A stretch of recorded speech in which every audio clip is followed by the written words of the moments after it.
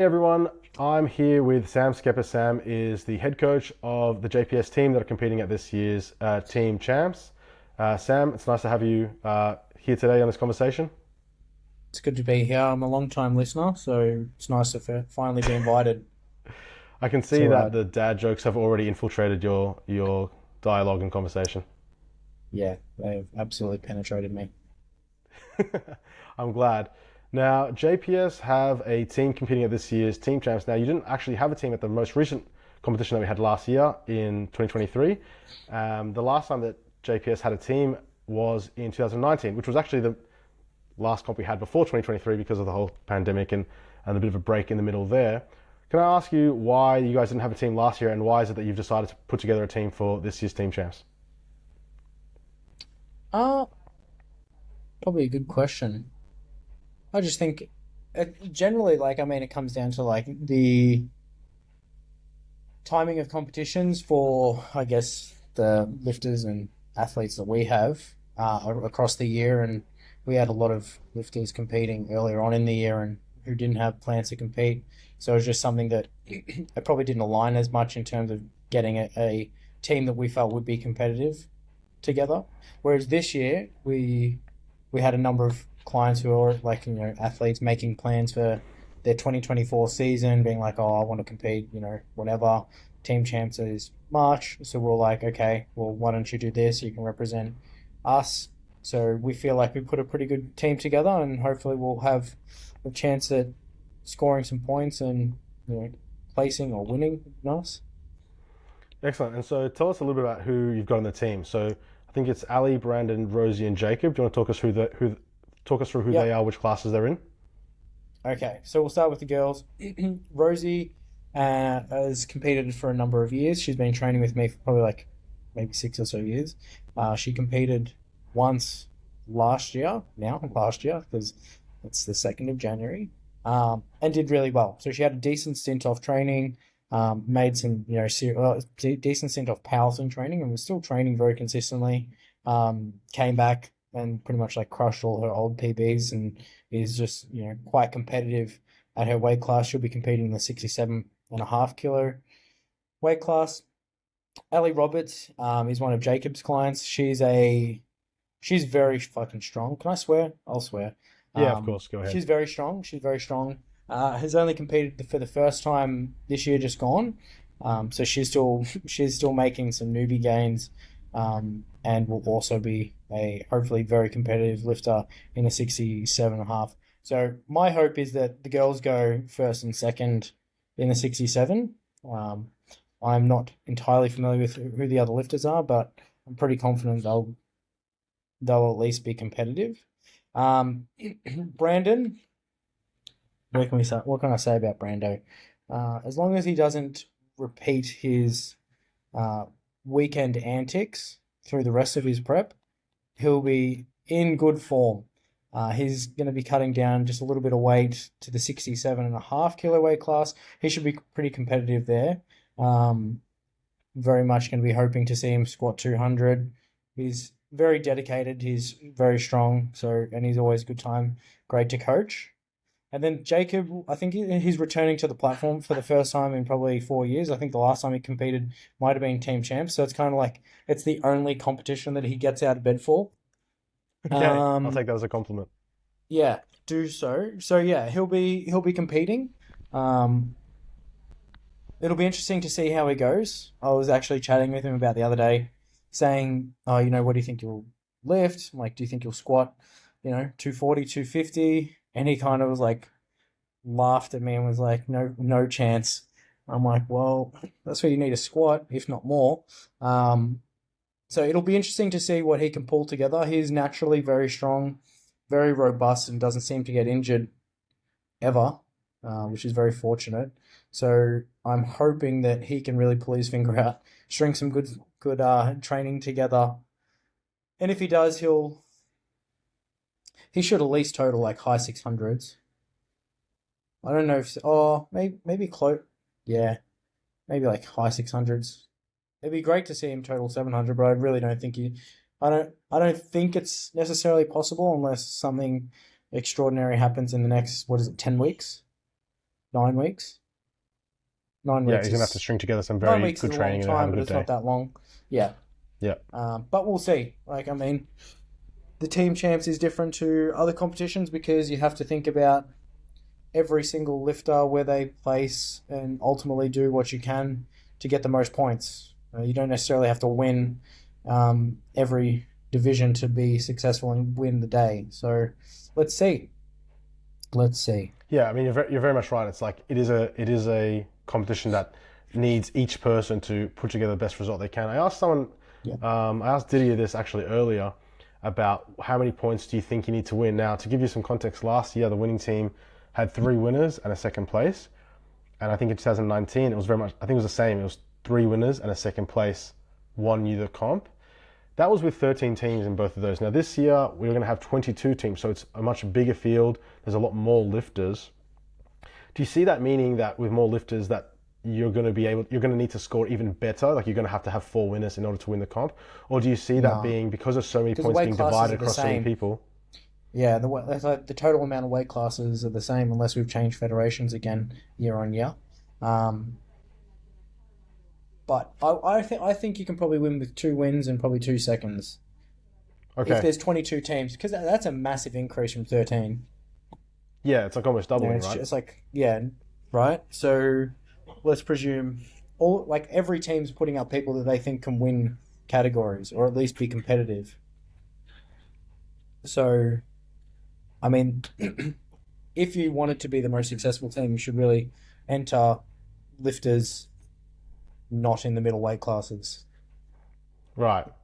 And funnily enough, you have lifters in 67 Pretty kilo much women and only. 82 kilo men, which are the deepest Yep, classes. of course.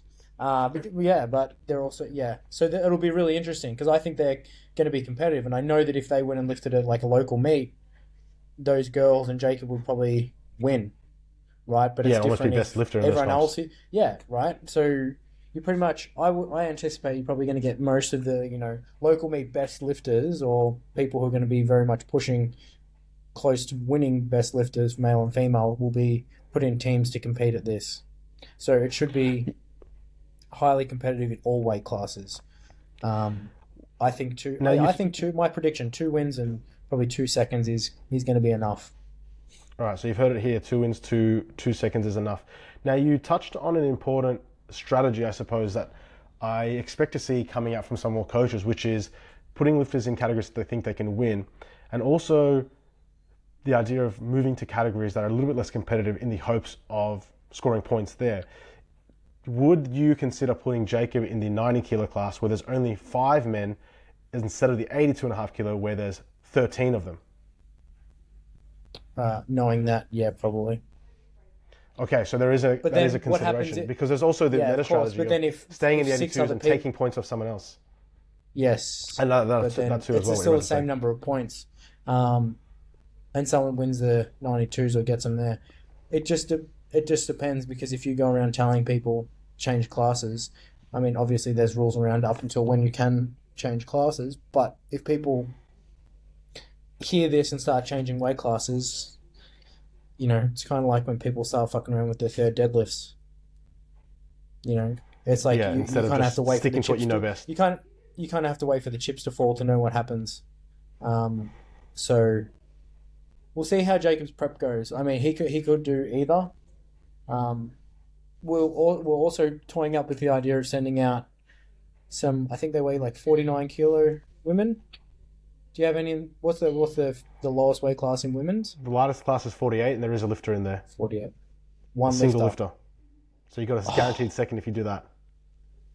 guaranteed seven. Maybe Jacob doesn't compete. Something to discuss. Guaranteed That is an podium interesting thing to finish. discuss. Guaranteed Guaranteed podium. podium. What are the rules on when we can change our team up until? You have until three What's the weeks date? out. You said 3 weeks out. Yeah. It's Okay. 3 weeks out. See, Yeah, there's I'll a pay specific date on the attention. rule book exactly. There's a specific date on the rule book somewhere. I wanted to ask you. Yeah. You kind of one of the things that I like, or at least that I kind of want to cultivate in team champs, is this feeling of lifters representing their clubs. Now you mentioned Rosie. You've been coaching her for 6 or 7 years. Was there any sort of sentiment to that? Was there any kind of maybe on her end feeling like, oh my god, this is like a really big deal. Like I get to represent my clubs, Sam, who I've been working with for a very long time. Do you think there's like this, I guess, for lack of a better word, some honor in doing that, or is it just all about Yeah, I think mechanics so and doing the best you because can? I'm not sure about like other clubs, but it's not like so for the team champs, we asked people if they wanted to compete, right? And like we kind of went to people. So initially, Mia was also going to compete, and her and Hmm. Jacob spoke about it, and they were going to compete, and they were going to compete together. And then changing circumstances for Mia, so we ended up bringing Rosie in. But we just went out to people who had um, interest in competing or expressed interest in competing in the upcoming months. And yeah, so I guess there would be a degree of honor in the fact that you're actually asked to compete instead of a local meet. You go, oh, I want to compete in this comp, and anyone can compete. I guess for the team champs, there is a bit of prestige in the fact that there's 4 people per team, and the teams want to put the best lifters together. It's not open to anyone per se. Right. Like I think, one of my goals, I suppose, is to create this kind of subculture within each of the clubs and gyms and coaches and stuff, You're where competing maybe, at the club to be in the team, sort of thing.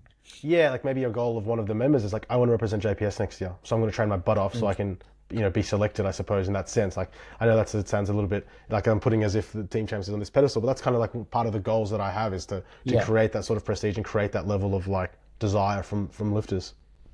If you keep training hard, JP, we might let you join our team. I think I I don't know may if I get invite the you spot at next year. 82 and a half. Well, that's the funny Like the thing. I was going to 90s. ask you. Well, I was going to ask you. Was there any part of you that considered stepping on the platform yourself? Have you been training powerlifting much yourself? Nah, I'm weak, man. I No. having a baby and like just not even people ask me all the time like, oh, you're going to compete powerlifting, bodybuilding. Like at the moment I have no competitive aspirations. I'll probably compete again in some form in the future, Okay. but I think for now, every time I try and do like heavy lifting or like squats and stuff, my back gets jacked up, and frankly, it interferes with my golf and everyday life more than I'm probably prepared to accept at this late stage in my life. Um, so for now, no powerlifting, but I do feel strong at times. But it's not. This isn't about me. Maybe one day. Maybe one day we'll compete against each other, JP. Yeah, we do need a rematch. It's been a while since we have. Yeah, it's been 4 or 5 years. Now, this year is It's a long also the time. first year that the team champs are splitting into this 2 day kind of system where we've got this premier bracket and challengers bracket. And due to previous successes and the respect that we have for JPS, you guys came second in 2019. You're in the premier bracket. Have you had a chance Oh. much to think about what the premier bracket and the challengers bracket system is like, and if that's a system that you kind of uh, I suppose, like, or you see flaws in, or what's your first impressions, I So suppose, in just to that in that sense? clarify, you're basically going to be Hmm. running two. It'd be like two full comps, normal on each day. It won't be like lifters being split day to day. It's It's more it's actually considered one comp, so it's one full comp yeah. with across a weekend, across 2 days, but it's not like But two you might small. have It's not like say two separate 82 and a comps. halves on the Saturday and 82 and a halves on the Sunday. Is that Correct, but they're correct? still in the same. Yeah. They're in, yeah, but they're in the Yeah, same still category. competing So against each other. Yeah, so you don't yeah, find out. I guess the main benefit to being in the second day is that you find out you can see what you need to beat, which right, and that's part of strategically the helps. reward, and that's Yeah, part of the well reward that of being in helps that day. massively. I mean, if you're in the day one and the challenges category or challenges day, you have to basically go out there and do everything you can to build the absolute biggest total, not knowing knowing only what you think the lifters in the next day could lift. So you can't. There's a lot of speculation there. So both days need to be strategic because if you don't build the biggest total, you can potentially lose. But I think there is obviously the benefit to competing second because you know what you have to lift.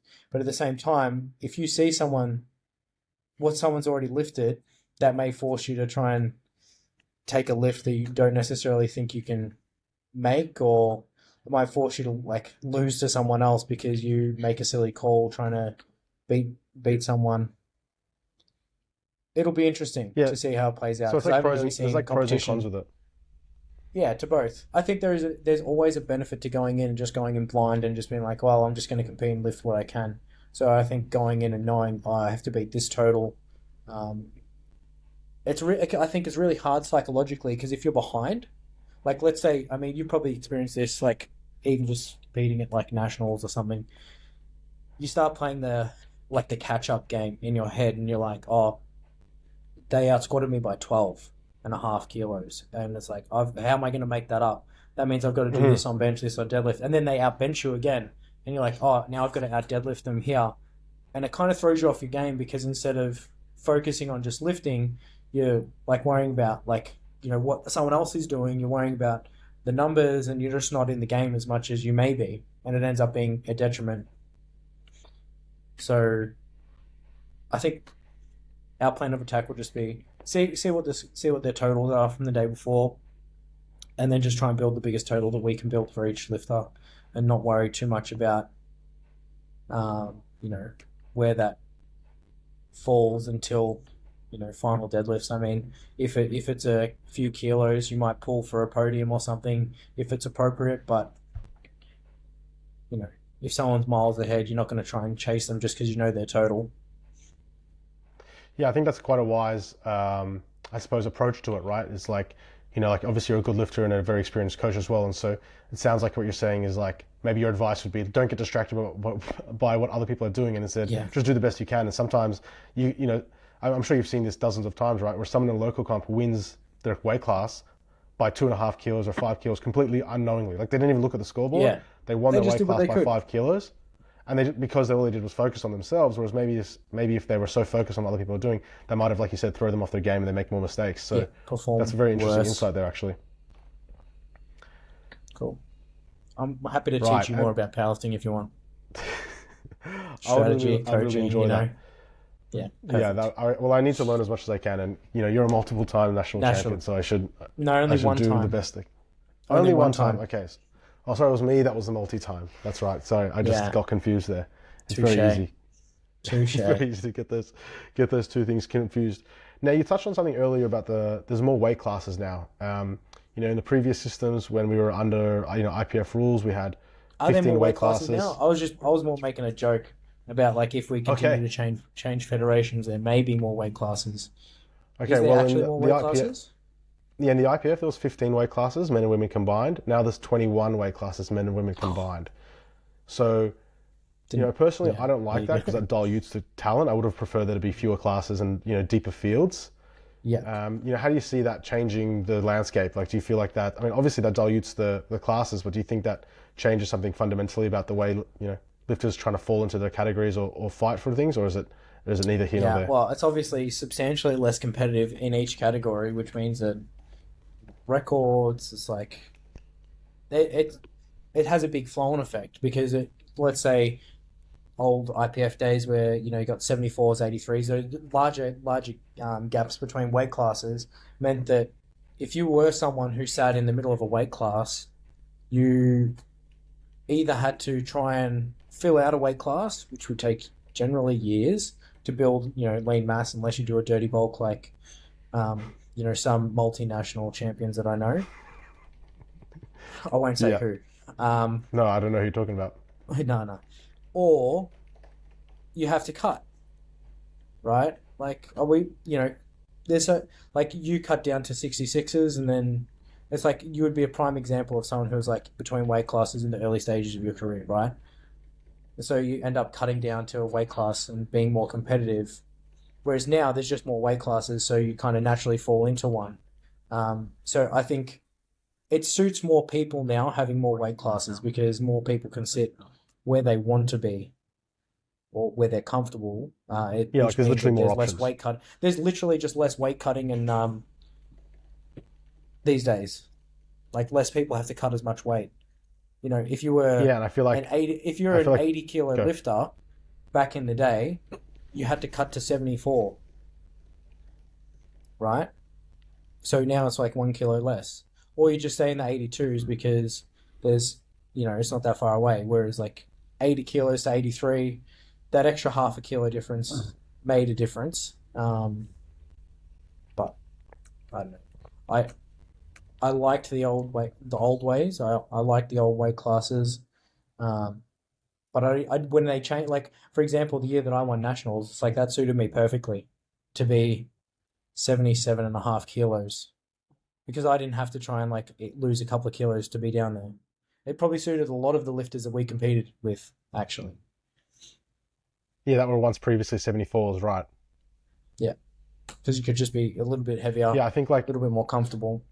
I think like an interesting flow-on effect as well, like kind of what you just described about the gaps between the classes being smaller, I didn't really think of, means that it might be easier for lifters to fluidly move between classes, even in the lead up. Yeah, So kind of like what I described before about would Jacob consider going up? Like it's only 7.5 kilos up he'd have to go if he wants to go to 90s. Obviously, you don't need to fill in the weight class. Whereas hmm in previous events, to go from 83 to 93, that's a 10 kilo jump, and like you're much more rigid in yeah, terms of your weight class selection. Whereas here, there's actually a bit more scope to go. Actually, it's a bit less competitive in this class. I can slide up, and I'm not conceding that many kilos to my competitors. So I wonder if that's going yeah, to, have an effect. yeah. I would think so. And plus, like you just also have more competitors across the day, like totally. Like for hosting a comp now, you have more competitors because you have more weight classes that you can fill out. So now you're running a 2 day comp. You could probably have Mhm. run a 2 day comp years ago anyway, but with more weight classes, more people can compete and want to compete. You have the scope for it, so it'll be interesting. We'll like I don't know the whole weight class thing. I got over the weight classes changing because they changed a lot in a few years, right? Right. Yeah. For us, Yeah. they As we changed move from in PA and 74s to everything. Yeah. 77s and back to 75s. Just for at least like kind of our weight class, which it doesn't really mean anything at the end of the day. Just compete and have fun. I think. That's some experienced advice. Now, last Yeah. thing I want to ask you before I let you go, Sam, is what would you say is your goal for Team JPS? And who would you be your picks? I suppose like scanning through the lifters list and through the team list. What's your predictions? Who's going to place where? Who do you think's a dark horse? For Who do our you think's team most or likely to all win it? teams? Yeah, all teams and for JPS. Like, is there any Uh, team particular that you feel like are a really strong chance of I'm winning the gonna whole thing? I'm gonna go to the team champs. What's up, team? It'll be on the team champs IG. Right? Yep, we can go lifting cast. It'll be on lifting cast as well. I'm glad that you've done all your research already, and you're very well prepared. I'm glad you told me to do research. You could have told me the questions you're gonna ask. Yeah, Who that's do I true. I think? could have been more prepared. I Where kind is of the wanted to lifting surprise you, get a raw response to your things lifting rather than this cast? pre Oh, whoa! thought through Your lift TSF. It comes up as like a top hit. Oh, TSF Open. No, it's 2023. them Lifting SEOs. cast. Team champs. At the fort. Okay. 149. 148 kilo lifter, sorry. She'll win at this stage. Excellent. I'm just going to go have a look at the ones that I think are more stacked and they're wearing more people. 60. Yeah, I mean, like, well, most relevant, I suppose, would be the girls 67.5, Jacob's 82, and Brandon's as well. Yeah. 60s will be good. You got Deuce competing. Yep, from Melbourne Street Maybe. Culture. Yeah, she's very strong. Rashine's strong. Liz Nguyen's strong. There's obviously a lot of strong people here. That's why it's team champs. Eddie, what does Eddie V lift? There's a I lot think your of best total's 412.5. who's it? Who has the highest total out of? Oh, that'd be so good if we could get like stats on all of these I'm lifters. working on it. There's a lot to do. There's a lot to do. Yeah, There I needs know. to be a Nearly a whole full time broadcast on job. this. Yeah, it is. Caitlin Ryan. There's some ex JPS people here who are very strong. Okay. Very, Thanks to their all these previous lifters are coaching. very strong, irrespective of who they train with. By the way, Right. as you well Very know. diplomatic answer. Is there any teams that you feel as being a particular threat, or someone that might be which team is most likely to take the W? How come Brandon Refalo, he's in the 82 and a halves? Is he not? Is he supposed to be 67.5? Did I get it wrong? 67 and a half. Okay, I must have made a mistake. Oh, I I'll change that. reckon Brando v Della, that'll be good. I think Brando will beat him. Okay. Sorry, Della. I'm All just right, big call. scrolling through here. Yeah, big call. All right, 82 and a half men. Who's competing? So I don't know all of these names. Dennis Pereira, obviously, he's very strong. You're just out of the game for too long, Sam. You're not paying attention to the media and to who's doing Yeah, I what. know. I mean, Dennis competed at our recent comp. Well, he was best male lifter. Josh Joyce. Who's the Chads? Is that a gym or that's just a team? That's just a team, group of mates. Okay. So you can just be a team and put a team together. Yeah. As long as you're 4 lifters and a coach, for sure. 4 lifters and a coach. So there's really nothing stopping anyone putting a team together, is there? Exactly You'd right. only have a certain amount of space. I mean, you can probably cut all this out. Tony Rainmouth. Yeah. Do you familiar I with feel him? like he'll win. Most likely, right? Yeah, he should win. Fuck. Man, go up to the hundreds is pretty stacked. Paragon has a team. That'll be cool. Who's coaching them? I believe Beck.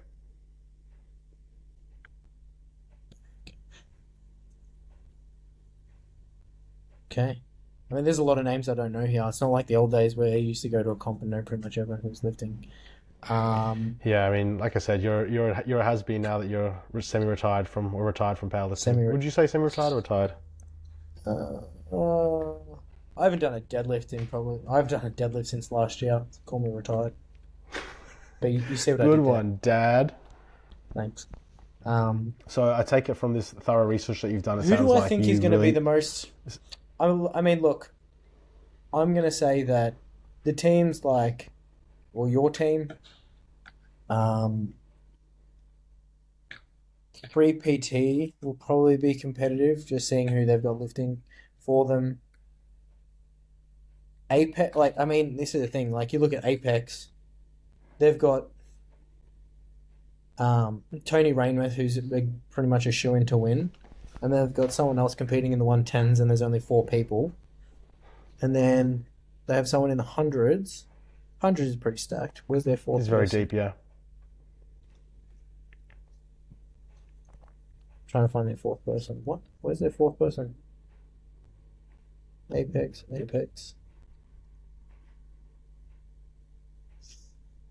There's only 2 people in the 67s. Where's the fourth Apex lifter? Maybe it's in the women's. You might have to scroll through. Yeah. Oh, okay. 67s is their fourth. I mean, they're probably going to get 2 wins. Apex.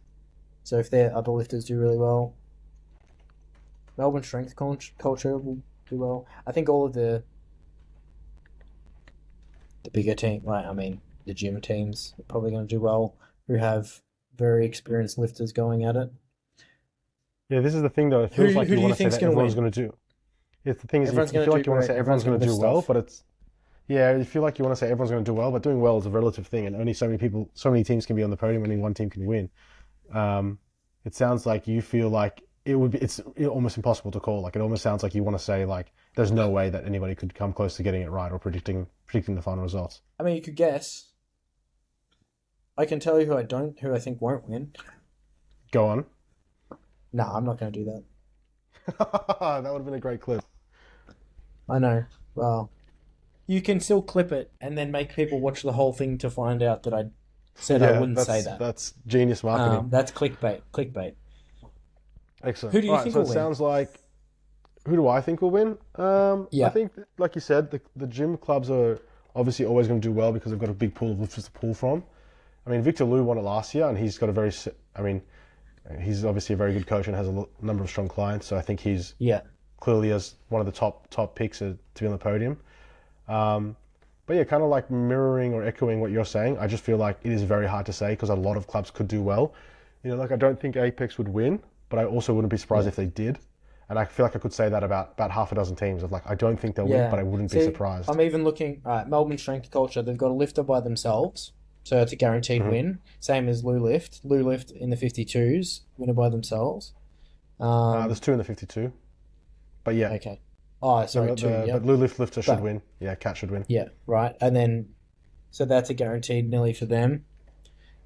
But then, see Melbourne Strength Culture, they've got like 1 and 2 in like one by themselves, one in a four person flight, and then the next ones are in the most competitive, or in highly competitive, right? So I think that's the thing that's going to separate them. If this is where I was saying, if you put them in the categories that have, oh shit, maybe I'll tell Rosie to go up to the 75s. Well, it's kind of a similar strategy as like what I referenced about Jacob. Is like maybe there's a chance Jacob goes up, maybe there's a chance Rosie goes up. But I know Caitlin Ryan is very strong. She has a 200 kilo deadlift. Wow, amazing. So, and Beck is also quite strong from Lioness, if I'm thinking of the right Beck. Yeah, you are. So, I mean, even then you go up a weight class and potentially come third anyway. So, right. Maybe you're better off just staying where you are. It's tough. You do have a few more weeks. I don't know. Yeah. At this stage, I'm just thinking we can get our Nuggets into the 48s. They're only 16 though. But they just broke all the teen records. One of them broke all the teen records in the 48s. Well, I mean, like that's a legitimate strategy. Like you can put juniors into the comp and have them compete and take points off other lifters for sure. Yes. Be good. But you need to win. You still need to win. You can't put people in and just have them come second. They won't do it. Well, I mean, this is the thing is that, you can put lifters that are a little bit weaker into emptier classes, but the thing you risk is when it goes down to tie breaks, your dots won't be as high as they otherwise could be. And I think there'll be a lot of tie breaking. There'll be a lot of clubs on the same points. Yeah. Yeah, there'll be a lot of clubs finishing on the same points in the end. Where your lifters are now. So you got one in the 90s. Yeah. Like, you got one in the 67s. What's Chris going to total? It should be around 500 if he's feeling good. Yeah. Okay, and that's around where Brando should be. So, that's a guaranteed podium finish. But those are the kinds of results, like if Brando wins by 2.5 or loses by 2.5, that's 4-point turnaround, that's a big turnaround on. And then you've got one in the 75s. Mm-hmm. And where's your fourth lifter? Okay, and then you got one in the 60s. I mean, you could do it. You'll be competitive at least. That's the plan. You'll compete. Yeah, it's like to predict anything beyond that, I think, is too hard. Yeah. With that many lifters. And when you're trying to work out who's going to beat who, it's a guessing game.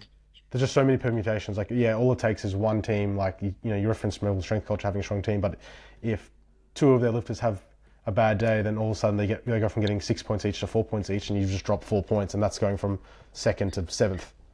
That's huge turns around on the overall score. Or you just have a lifter, or a random lifter from a team that it's you could have one lifter in each team do really well, and all of a sudden it comes down to which team has the most, seconds and thirds. Mm-hmm. I don't see many teams winning more than 3. I would be very surprised if a team came out and won 3 classes. Looking at that. Yeah, and it kind of goes back to what you said earlier about you think that the winning team will score 2 wins, 2 seconds is kind of all it needs. Yeah, well, two wins in a couple of seconds would be very surprising at this stage. All right, well, you've heard it here first. Sam, I'm going to let you go. Thanks for joining me for this discussion. Thank you. For you. your expert insight, both as coach and lifter. Don't mock me. No, very much so. You've obviously lifted and have you coached at a team champs before? But you've definitely lifted, and you've been involved in our Lifted comps there. before. I didn't coach there. I can't remember. I think I helped coach Right, and so you're very in familiar with the format. You morning understand. session for the year that we won. Came second. Right. Came second. I won.